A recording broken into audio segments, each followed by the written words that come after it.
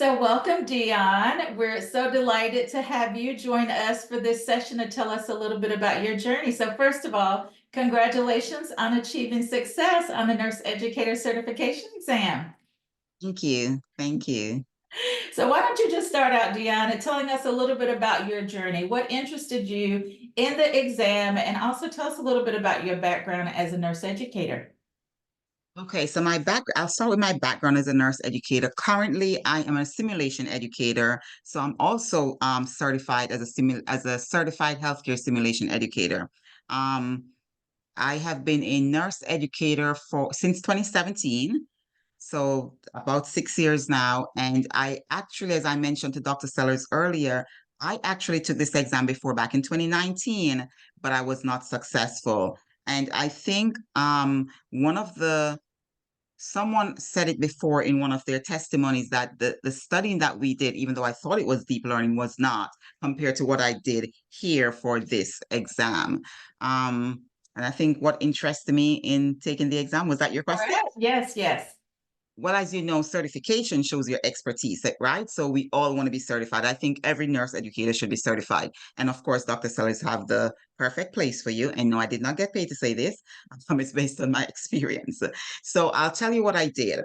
I, as you know, each time Dr. Sellers have a session, she would say, "Get your study paper, the gap paper." I actually have it right here because I did the summer boot camp as well. So I have the study worksheet and get the Caputi's book and the Billings and Halstead. So I just adopted that model, and each time I sat down to study, I have all those resources with me. Then what I also did, I that's a strategy I use that Dr. Seller used for her when she meets with each session. I use the 7 week study plan, Mhm. which is in the study workbook. But what I did, I adjusted the time to be 8 weeks because I told myself I'm going to do one competency per week. And that would allow me time to really focus on each competency and not overwhelm myself. And I don't know why I did that. I just said, okay, it's 8 competencies, so I'm going to do one competency per week. I can't tell you a reason why I did it. That's just what I did. Competency 1 and 2 was very difficult for me. I realized that I had a lot of gap areas. I could not use the study worksheet anymore. You know, worksheet that can you see it? The worksheet that we get, I couldn't use that anymore. I actually had to get a notebook because I had so many gap areas. It's like, oh my goodness, what am I doing? And of course, 47, according to the CNE handbook, 47 of the questions are from competency 1. So I said, okay, I'm writing down my gap areas as I went through. So I did the questions at the back of the Caputi's book, competency 1 and 2, and I didn't Excellent. do well. So I said, okay, but I kept going because I schedule my time. Like every day I come home from work, I make sure I put my time in. So just as I was about to start week 3, competency 3, my job decided that they're going to have a study group. So I figure I have nothing to lose. I'll just join them, even though I'm already on my way to my exam. So I joined them for their first study session. The educator, who is the lead of the educator department, she's the one running the group. She decided that, or they decided, I should say, they are going to start at competency 8 Mhm. because their logic was that the later competencies are easier, and then leave the harder competencies for last. And because that's the last thing you'll see before the exam, most likely you'll remember it. Now that's their logic that they went with. So I said, okay. So I went along with them and started competency 8. So now I jumped, over what I did and started competency 8, then 7, then 6. That was a redemption for me. It really built my confidence because I did very well on those questions at the end of those chapters. Another thing that did for me, it gained me more time in the sense that you actually don't need 1 week to study competency 6, 7, and 8. You finish before 1 week, at least I did. So Mhm. that extra time, I was able to now invest it into come back into competency 1 and 2. Now, in terms of structure and discipline, and I have it here because I wanted to show you all what I'm talking about. I used the study. It's called the CNE Review Recommended Reference. Can you Mhm. all see it? This one? I don't know. Probably I need to take my background off because it's on Dr. Sellars. Hold on, let me blur background. How do I unblur my background? There Okay, you go. good. Can you see this one? We can, yes. And as you see, I have my check marks on it because as I go through each week, I'm checking and I make notes on it. So I use this along with the 7-week study plan. Those two kept me organized. I felt that it gave me structure in ensuring that I'm covering everything that I need to cover because, it has like the Billings and Halstead, it has it right here in this column. And then over here, it's the Caputis column. So I'm making sure and I'm checking it off as I go. And I have my notebook that I'm writing all my gap areas in because some things it's like, okay, I have to go back and read it, but let me just get through the chapter and Yeah. then go back, which is repetition, which is good as well. So the recommended references along with the 7-week study plan gave me the structure that I needed to follow. So that's what I did until all the way to the end. And once I got that done, then I went back to competency 1 and 2. And when I got to competency 4, I actually realized that I'm weak in that area, which is curriculum, and I was weak in it before. And funny enough, most of my exam was on curriculum. I don't know how the stars line up like that, but that's what happened. Most of the exam was on curriculum. However, I did take the summer series with Dr. Sellars Educate. And one of the sessions, I actually went back and rewatched all the sessions because we have access, as you know, after the sessions. One of the sessions was on curriculum. And we had the handouts. So I'm like, oh my goodness, well, thank God I did that because now most of my exam ended up being on curriculum. So that's what I did. I also did the study workbook. Um, and we have a new version, which I'm sure you all probably have already, this one. So I did the study workbook by Dr. Sellars Educate, and that showed me more gaps again. So you can imagine what my notebook looks like, right? It's full of gaps. But using all the material, the workbook, the recommended references, and the 7-week study plan really helped me. And then I would, as you know, Dr. Sellers do things like every week. So I think one week something popped up on my phone and it said, Kolb's learning theory. And I'm like, oh, that's one of my gaps. Let me hit the notification button so that way I'll be notified when she's on because that Cole's learning theory was one of my gaps. That's And excellent. in, So Dion, you've shared a lot of great pearls of wisdom. I just want to recap a little bit. So you talked about identifying your gaps. Can you share with the group a little bit about how you determine what your gap areas were? Did you use the blueprint? Did you use any other resource to identify what your gaps were? Because we've talked about how that's step number 1 is what are those muddy points for you? And then you're able to lay out an individualized plan, like you said, Dion, that's going to work best for you. So talk to us a little bit more about how you identified what your gaps were. so I believe in the first session of the summer series or one of the sessions that I attended, I attended so much of the sessions that I can't pinpoint, but in one of the sessions, you did say the first thing that we need to do is print out the CNE handbook. Correct. And go through that page and highlight all your areas that you think you're not strong in. So I did that. But when I started studying, I realized that some of the areas that I thought I was okay with, I'm not. So then I went back to that blueprint again. It's like, okay, so I need to add this to my gap area. Another thing that I did for the gap areas, based on what you have done with us in the sessions, when I did the questions at the back of the chapters in the Caputi's book, whatever I got wrong, I call it a gap area because I feel like if I knew the answer or if I knew the content or the information, I would not have gotten it wrong. So the fact that I got it wrong means that that's a gap area for me, and I made a note of that. So that's how I identified my gap areas between the CNE handbook, doing what you told us to do with the highlights. And I have to tell you, I won't show you all because almost everything is highlighted. It's like everything was a gap. I'm like, oh my goodness. So that's very daunting. Don't look at that one.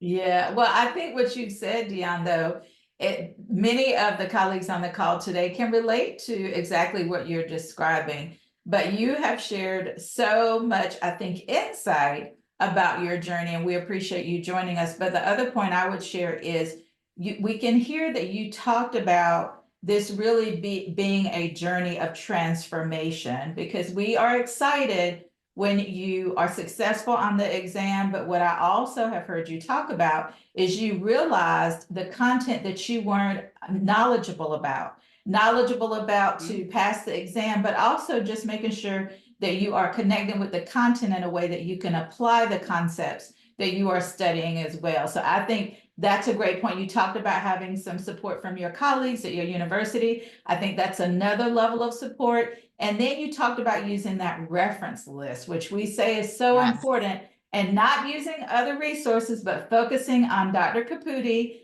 and Billings and Halstead textbooks. So we appreciate you sharing all of this amazing wisdom. If you had one. And the workbook.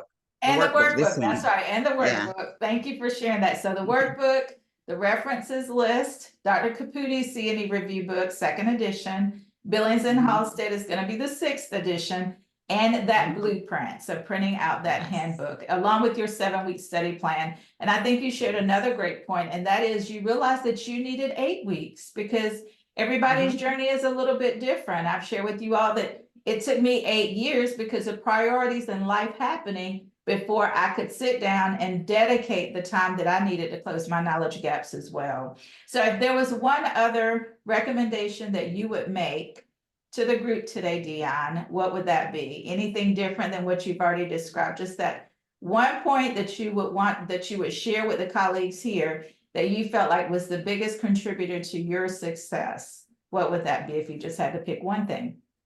If I decided to pick one thing, I would say stay committed and stay true to your schedule. So my study schedule looks like this. This is the November one. Can you see it? I kind of write everything down that I need to do. Like I need to watch the recording, I need to do the workbook, I need to do Billings and Halstead, and I need to do Caputi and all that type of stuff. And then you'll see as I come down here, because my job jumped, you see I had to cross out competency, whatever I had here, competency 4, and started with competency 8 because they jumped. So I had to jump with them. But as I said, that was a good thing looking back at it because it bought me more time. So that's what I would say. Stay true and committed. And as you would say, stay focused. I think that's on one of the what you call it, the PowerPoints that we did for the summer series, is to stay focused. Yes. Let your family know that you're doing this, so that way they don't expect, that you'll be available all the time. Now, the one thing that I would not recommend, and this is, I think I mentioned I took this test back in 2019. So in 2019, when I did the exam, you put in for your eligibility. They sent a card in the mail, and the card took about 3 weeks, if I'm not mistaken, to come in. This time when I put in for my eligibility, they answered like within the same week, but via email. No card came in the mail, via email. So now I think that messed up my plan because I did not plan to do it over the holidays. So that's the one thing I will not recommend. Do not schedule your test over the holidays because your study schedule gets so mixed up, with the shopping and cooking and everything else. So that's the one thing I wouldn't recommend if you can help it. And another thing that I learned is that on Christmas Day, because I took my test on the 28th, on Christmas Day, I didn't get any studying done. Even though I had it on my plan to study, no studying got done by the time the gifts and the families and everything. So I went onto the website to try to reschedule my test. I figure there's no way I can do the test on Thursday because look, now 2 days, Sunday and Monday, I didn't get to study. And I learned that you can only reschedule your tests within your eligibility window. I think that's important to say. So my eligibility window, as I said, because now they sent an email within the same week that I applied, I didn't have that time for the mail. So my eligibility window ended on January 1st. That's what it said on the website. So therefore, it appears that you can only reschedule within that window. So because my exam was the 28th, there was no time to reschedule because it's the New Year's holiday. But that's what I learned, that your eligibility window only goes for that time. You can only reschedule. So I would not recommend taking the exam during the holiday season. It was very difficult for me. Actually, after Christmas dinner, once I realized I couldn't reschedule, while my family was here at this dining table playing Monopoly, I was studying. Yeah, I was going to say the pressure was on because you didn't have any other option. I had no other option, so I just had to go and do it. Yes. Well, I applaud you, and I know you shared with your family that you were successful on the exam. So you not playing Monopoly made it worth it. Yes, yes. Excellent. And yes, you're absolutely right, Dion, that NLN is very strict about that eligibility window, and holidays make it tough too. Notifying NLN, calling them or emailing them really is the only option, but they are very firm about the eligibility window. But you were successful, so that's the great news, even though it may not have been ideal given the holidays in your situation. Then for other colleagues, we know we've heard that holidays are good for them. So I think it does, like you said, just depend on your situation. Mhm, Excellent. Well, we want mhm. to open it up for our colleagues that are on the call that may have a question about your study plan or any other questions that you all may have for Dion. A couple of minutes for you all to come off mute or put in the chat and share your question. And someone said their gap areas were so many as well. Okay. Yes, it's very scary when you have that much gap area, but you can do it. You can do I it. keep Yeah. And I write them down in a notebook. yes, and I love your 1 week plan too, focusing on one competency per week. I'm glad to hear Yeah. that that was an effective strategy for you as well. And not giving up. You knew that the 2019 Dion was different than the 2013, 2023. So that's wonderful that you didn't give up. You knew that you needed to do something different and you executed on that plan. You stayed diligent until you crossed that finish line. Yes. Excellent. Yes, Chessie too. Yeah, that was a challenging test, I'm sure. I've heard from colleagues that that can Yes. be a challenging exam as well. How was the test? The Chessie test, I would say, was just as challenging as the CNE exam.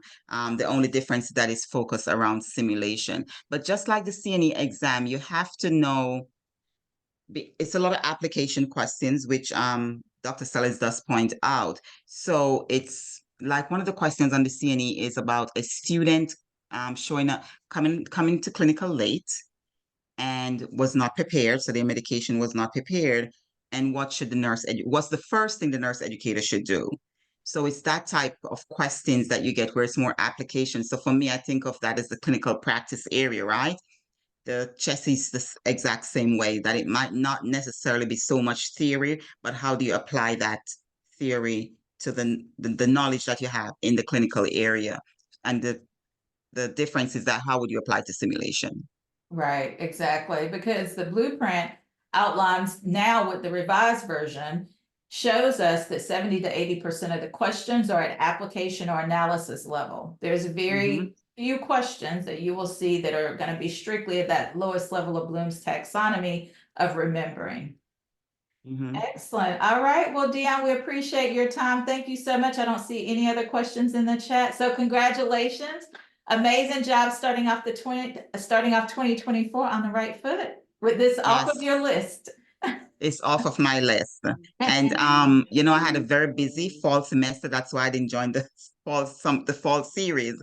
But the summer series, going back and watching those videos also was helpful.